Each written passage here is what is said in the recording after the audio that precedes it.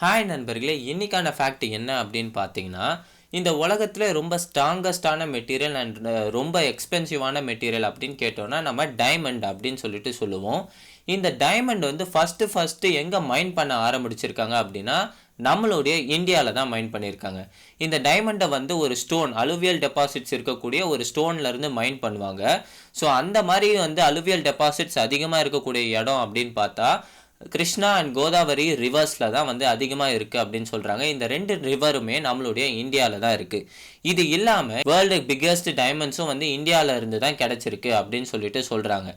இவ்வளோ ரிசோர்ஸஸ் இருக்கக்கூடிய நம்மளுடைய இந்தியாவில் இன்னும் நம்ம ஏன் டெவலப்பே ஆகாமல் இருக்கிறோம் அப்படின்றது தான் நம்மளே கேட்டுக்கக்கூடிய ஒரு கொஷினாக இருக்குது. ஒருவேளை இதுக்கு ஆன்சர் தெரிஞ்சுதுன்னா நீங்கள் கமெண்ட்டில் மறக்காமல் அதை சொல்லுங்கள்.